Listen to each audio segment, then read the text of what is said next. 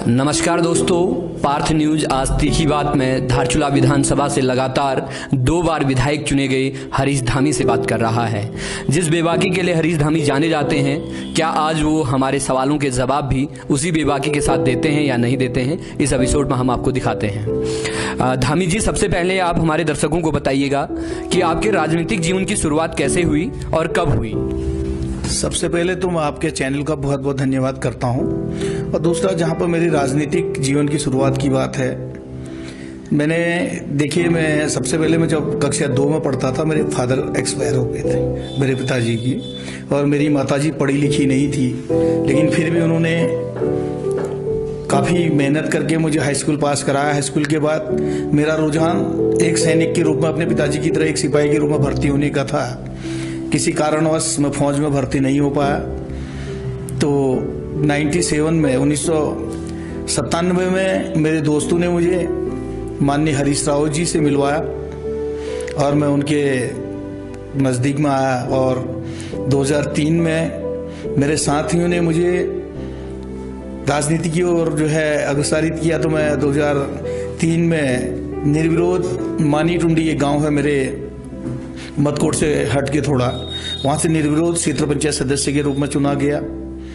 और वहीं से मेरा एक जो मानना था, मैं एक देश के सिपाही के रूप में काम करना चाहता था, लेकिन वहां नहीं हो पाया। तो मैंने इस सोच से राजनीति को मैं आगे बढ़ा कि शायद ऊपर वाले ने मुझे सीमाओं की रक्षा के लिए नहीं, अपने क्षेत्र की जनता की समस्याओं के निदान के लिए शायद मुझे इस रास्ते में भेजा है। तो इसी को लेकर मैं 2003 से संघर्ष करते रहा, और 2008 में मैं जिला पंचायत सदस्य के रूप में चुना गया। उसमें भी पूरे क्षेत्र की जनता ने मुझे बहुत ही अपना महत्वपूर्ण सहयोग और प्यार दिया। पूरे जिले में सबसे रिकॉर्ड मतों से जीतने का श्रेय मुझे मिला। और उसी पे आगे बढ़ते हुए, मेरे कार्यों को देखते हुए, जो 95 की दैवीय आपदा हो, 2005 की आपदा हो, 2007 की आपदा हो, 2009 की आपदा हो, इन तमाम आपदाओं में जो मैंने अपने साथियों के साथ, अपने क्षेत्र के लोगों के साथ मिलकर जो काम किया, उसको देखते हुए मेरी क्षेत्र की जनता ने 2012 में, जब मुझे यूथ कांग्रेस के विधानसभा अध्यक्ष होने के नाते देश के हमारे युवा नेता माननीय राहुल गांधी जी ने मुझ जैसे एक पूर्व सैनिक के बेटे को, जिसका कोई राजनीतिक एक तरफ से गॉडफादर नहीं था, जिसके ऊपर कोई राजनीतिक वो नहीं था मेरा, मुझे उन्होंने यूथ से टिकट दिया। और उन्होंने जो यूथ से टिकट दिया, उसमें आशीर्वाद के तौर पर हमारे उस समय के क्षेत्रीय सांसद भाई प्रदीप टमटा जी थे, और उत्तराखंड के राजनीतिक जो मेरे गुरु भी हैं, मेरे लिए बाप के बाद अगर किसी का जगह है तो वो माननीय हरीश राव जी का है। उनके आशीर्वाद से मुझे टिकट मिला, और मैं 2012 में उत्तराखंड की विधानसभा में पहुंचने के बाद मुझे क्षेत्र की जनता ने आशीर्वाद दिया। और उन्हीं के जो उनका विश्वास मेरे पे था, उसी विश्वास को बनाए रखने के लिए मैंने उनसे वादे किए थे, उन वादों को पूरा किया। समाज में राजनीति में आने के लिए एक अवधारणा है कि अगर समाज में गॉडफादर नहीं है तो आप राजनीति में सक्सेस नहीं हो सकते हैं। ये अवधारणा कितनी सच है? अगर ये अवधारणा सच है तो फिर आपका गॉडफादर कौन है?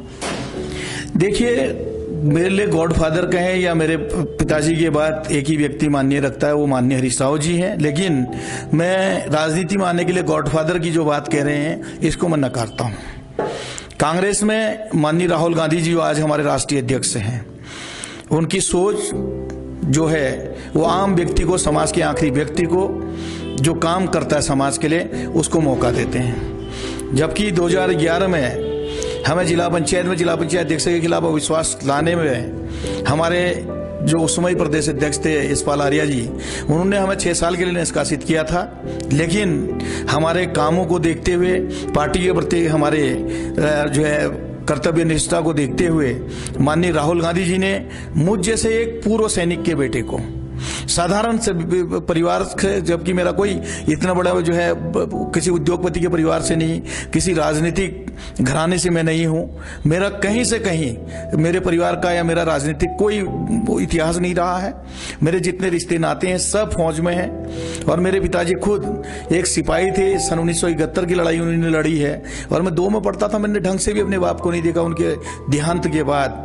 और जब मैं यूथ कांग्रेस का विधानसभा अध्यक्ष बना तो राहुल जी ने जो मुझे राष्ट्रीय पार्टी का टिकट दिया, तो मैं मानता हूं कि राजनीति में क्षेत्र में अपने जो है काम करना चाहिए और गॉडफादर की जरूरत नहीं, बल्कि आदमी का नाम होना चाहिए, क्षेत्र के प्रति जागरूक होना चाहिए, तो उसको जो है मौका मिलता है। हरीश धामी की छवि की अगर मैं बात करूं तो दबंग, बाहुबली है। आप इस छवि से कितना सहमत हैं? देखिए, ये लोगों का कहना है। मैं तो कहता हूं कि भाई मेरे क्षेत्र की जनता से लोग पूछें। हाँ, अपने क्षेत्र के हित के लिए, अपने लोगों के लिए अगर लड़ना, अगर उसको दबंगई और बाहुबली कहते हैं तो ये तो भाई मेरे खून में शामिल है। क्योंकि मेरे फादर ने देश की सीमाओं के लिए सन 1971 की लड़ाई, भारत बांग्लादेश की लड़ाई, एक सिपाही के तौर पर लड़ा है। तो मैं उसी एक सिपाही का जो है मैं भी अंश हूँ। तो मैं निश्चित तौर पर मेरा भी कर्तव्य है। मेरे बाप ने देश की सीमाओं के लिए, अपने देश के लिए लड़ाई लड़ी और मैं अपने क्षेत्र के और अपने प्रदेश की जनता के लिए जो कर सकता हूं उसके लिए लड़ाई लड़ूं। अक्सर मीडिया में खबर आती है कि आपकी सहयोगी रहे चैंपियन से, जो आज वर्तमान में भाजपा में हैं, उनसे अभी भी आपकी नोकाझोंक होती है। इस बात में कितनी सच्चाई है? देखिए, मेरा नोकाझोंक किसी व्यक्ति विशेष से नहीं है। जो सिस्टम के खिलाफ हैं, जो कहीं पर अगर किसी बात को अगर गलत तरीके से करते हैं तो मैं उनका विरोध करता हूं। और मैं किसी चैंपियन या किसी को कोई मायने नहीं देता हूं। मैं चाहे कोई भी हो, जो गलत करेगा तो उसके खिलाफ मैं नोकझोंक का हमारा जो है आवाज उठाना जायज रहेगा। सुशीला तिवारी हॉस्पिटल का एक वीडियो वायरल हुआ, उस वीडियो में कितनी सच्चाई है? देखिए, वो वीडियो जो दिखाया गया है उसको काट कूट के दिखाया गया है, उसकी सच्चाई उन्होंने दिखानी चाहिए थी। भाई 9 बजे से कोई पेशेंट जाता है, जबकि सुप्रीम कोर्ट का भी कहा हुआ है, रूल है, सुप्रीम कोर्ट के निर्देश हैं। 9 बजे से 2 बजे तक किसी महिला का जो है जिसका बच्चा मिसकैरेज हो गया उसका ट्रीटमेंट नहीं मिलना, और 9 बजे से लगातार मेरे द्वारा फोन करके भी वो उसमें कार्रवाई नहीं होना, मजबूरन इसको देखना चाहिए कि आखिर 12 साढ़े 12 बजे एक विधायक को सुशीला तिवारी हॉस्पिटल जाने की जरूरत क्या पड़ी। वो जो दिखाया जा रहा है वो मैं कहता हूं कि मैंने मारा अपने सर पे, क्योंकि जब उन्होंने कहा कि हम नहीं करेंगे, भाई मैंने अगर डॉक्टर के सर पर, मैंने अगर वो इंस्ट्रूमेंट डॉक्टर के सर पर मारता तो मैं कहता कि मैं गलत हूं, मैंने कानून अपने हाथ में लिया। जब वो इंस्ट्रूमेंट मैंने अपने सर पर मारा तभी जाके सुशीला तिवारी प्रशासन जो है जागरूक हुई और उन्होंने उस महिला को बचाने का काम किया। तो इसलिए मैं उसको कहीं से कहीं गलत नहीं मानता, बल्कि मैं तो ये कहना चाहूंगा कि उस सुशीला तिवारी जो सीसीटीवी फुटेज है उसकी पूरी रिकॉर्डिंग देखी जाए और उस पूरी रिकॉर्डिंग को दिखाया जाए। और मैं मीडिया से भी जो है उम्मीद करूंगा कि उन्होंने जो एक पहलू को दिखाया उसको पूरा दिखाते तो आने वाले समय में सुशीला तिवारी में जो कई लोग जिनके पास उनका विधायक वहां पर नहीं जा सकता, या किसी का अगर बोलने वाला नहीं या कोई पैसा वाला नहीं है, तो वो सुशीला तिवारी के गेट पे ही अपने प्राणों को त्याग देते हैं, तो ऐसे लोगों को भी मदद मिलती। 2017 उत्तराखंड में विधानसभा चुनाव, मोदी लहर में 57 सीटें भाजपा जीत गई। पिथौरागढ़ में 4 विधानसभा सीटों पर, 3 विधानसभा सीटों पर मोदी लहर का फर्क दिखा, लेकिन आपकी विधानसभा सीट में मोदी लहर का कोई फर्क नहीं दिखा, क्यों? देखिए, मेरे क्षेत्र में मेरे क्षेत्र की जनता ने मेरे कार्यशैली को देखा है और निश्चित तौर पर मुझे विश्वास है जिस दिन मैं अपने क्षेत्र की जनता के कार्यों को छोड़कर अपने हितों के लिए काम करने लगूंगा तो निश्चित तौर पर उस दिन भी मुझे किसी लहर की जो है चपेट में आना होगा। इसलिए मैं जानता हूं मेरे कर्तव्य क्या है, मेरा दायित्व क्या है, मैं अपने दायित्वों को करता हूं और मुझे किसी मोदी की लहर की कोई परवाह नहीं है। भाजपा के नेताओं का आरोप है कि पिछले 6 सालों में आपने अपने क्षेत्र पर कोई काम नहीं किया है जिससे आपको आगे जीत का मौका मिले। देखिए, ये कार्य किया या नहीं किया इसकी पुष्टि तो मेरे क्षेत्र की जनता करेगी या जो लोग वहां पर जाके देख रहे हैं। 162 सड़कों का कार्य हमने शुरू करवा दिया है। धारचूला में जो एक काली परछाई थी 1985 में उत्तर प्रदेश की जो उस समय की सरकार रही होगी, उसने जो एक धारचूला में बिना लोगों के उसके जो है एक मृग विहार जैसा जो उन्होंने वहां पर थोपा था कानून, काला कानून। मैंने जो अपने चुनाव में वादे किए थे, हमने उसको उस मृग विहार को हटाया। एक धारचूला ही नहीं बल्कि डीडीहाट के भी कई गांव हैं उसमें, जिसको हमने 111 गांव को इस मृग विहार की परछाई से हटाया। और विकास कार्यों की जहां पर बात कर रहे हैं लोग, भाई हमने 2 पॉलिटेक्निक कॉलेज धारचूला में बनवाए, धारचूला में 2 तहसीलें बना दी, सड़कों की कोई गिनती नहीं है कि कितनी सड़कें हमने बना दी हैं, चाहे सड़क हो, और वहां पे हेली सेवा तक हमने वहां पे करवाई है। कोई ऐसा विकास का कार्य नहीं है जो हमने धारचूला में नहीं किया हो। और मैं तो ये भी कहता हूं कि हमने व्यक्ति विशेष धारचूला में हर परिवार के व्यक्ति विशेष के लिए नहीं कर पाया होगा, लेकिन जहां पर अगर विकास के तौर पे देखें तो धारचूला का आखिरी व्यक्ति जो धारचूला में नहीं रह रहा है, धारचूला से बाहर भी रह रहा है, तो कहीं ना कहीं जब उन्होंने मुझे अपने सेवक के तौर पर चुना है तो मेरे द्वारा उनकी सबकी सेवा की गई होगी और सबको कहीं ना कहीं डायरेक्ट नहीं तो इनडायरेक्ट उनके क्षेत्र के विकास में उनको फायदा हुआ होगा। क्षेत्र के युवाओं के बीच आपकी खासी लोकप्रियता है, इस लोकप्रियता को बरकरार रखने के लिए आप क्या करेंगे? देखिए, मेरा एक जो सोच है, क्योंकि मुझे भी युवा पीढ़ी में काम करने का मौका मिला है और अभी मैं 42 साल का हूं, तो मैं अपने आप को अभी भी युवा ही मानता हूं। तो युवाओं की कहां पे उनको क्या जरूरत है और उनको कहां पे किस तरह से उनके साथ व्यवहार होना चाहिए, ये मैं जानता हूं। और मैं चाहता हूं कि जो युवा पीढ़ी में जो दिक्कतें हमने अपने आप महसूस की या जिस परेशानी में युवा पीढ़ी में हमने अपने जीवन को यापन किया है, मैं चाहता हूं कि मैं अपनी विधानसभा ही नहीं, मैं चाहता हूं कि उत्तराखंड के उन तमाम युवाओं को सम्मान मिलना चाहिए और उनको जो उनका अधिकार है वो अधिकार मिलना चाहिए, जिस ध्याय के जिस मकसद से इस उत्तराखंड राज्य का निर्माण हुआ था उत्तर प्रदेश से। उत्तराखंड के युवाओं ने, जिन भाइयों ने अपने प्राणों की आहुति दे दी, जिनके बदौलत जो ग्राम प्रधान नहीं बन सकते थे वो मुख्यमंत्री तक इस उत्तराखंड में बने, उसमें शायद मैं भी हो सकता हूं, क्योंकि मैं भी विधायक बना हूं। अगर उत्तराखंड नहीं होता तो मैं भी ग्राम प्रधान या जिला पंचायत सदस्य या ब्लॉक प्रमुख तक ही होता। और मैं सच्चाई बोलने से कभी भी जो है परहेज नहीं करता। मैंने विधानसभा में भी इस बात को कहा था, जो व्यक्ति जिला पंचायत मेंबर नहीं बन सकते थे, ग्राम प्रधान नहीं बन सकते थे, उत्तराखंड राज्य अलग होने से वो जो है आज मुख्यमंत्री के पद तक गया है।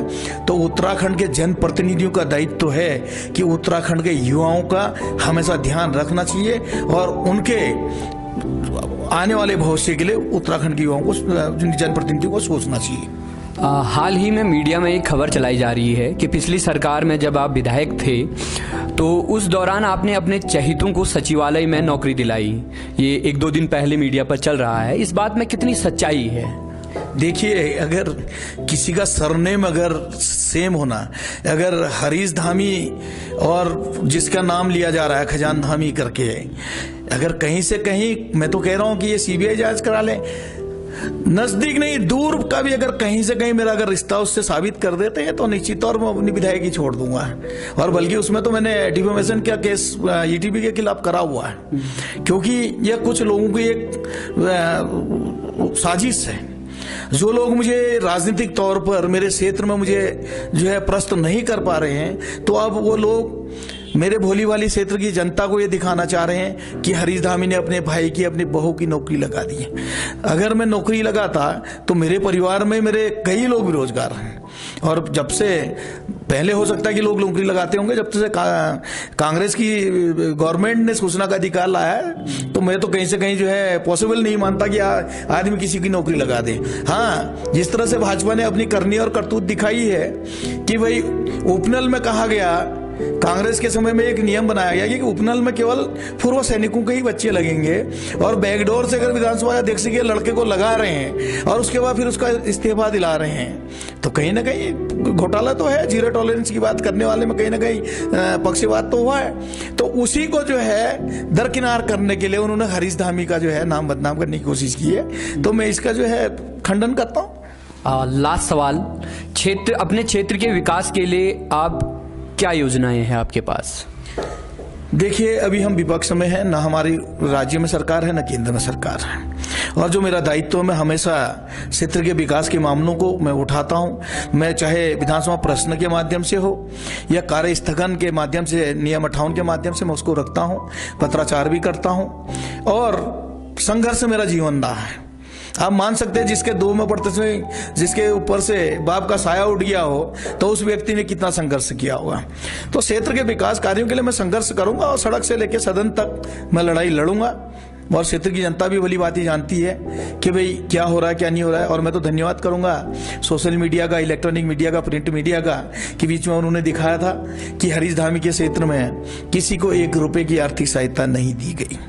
मैंने खुद 4 बार माननीय मुख्यमंत्री से मिलने का समय मांगा और 4 बार में से मुझे 1 बार भी रिप्लाई नहीं आया। तो ये समझ सकते हैं इस प्रदेश में क्या हो रहा है। और हौसला हारने वालों में से हम नहीं है, क्योंकि मैं एक सैनिक का बेटा हूं। तो मेरे शरीर के हर कण कण में वो जज्बा और जोश बैठा हुआ है और मैं अपने क्षेत्र के लिए, अपने क्षेत्र की जनता के लिए मैं संघर्ष करूंगा और जो हमने उनसे वादे किए उस वादे को पूरा करेंगे। अगर आज नहीं हुआ तो आने वाली सरकार, अच्छे दिनों की सरकार अब आएगी, क्योंकि जो इन्होंने कहा था कि अच्छे दिनों की सरकार हो, तो देख ली जनता ने अच्छे दिनों की किस तरह की सरकार है। जब हम सत्ता में आएंगे तो निश्चित तौर पे जो हमने कहा है उससे भी बढ़ के हम उस काम को करेंगे। ये थे हरीश धामी, जो अपनी बेबाकी के लिए जाने जाते हैं और आज इन्होंने हमारी तीखी बातों का जवाब भी उसी बेबाकी के साथ दिया। अगली बार हम आपसे किसी और राजनीतिक हस्ती से रूबरू कराएंगे। तब तक के लिए मुझे इजाजत दीजिए। नमस्कार।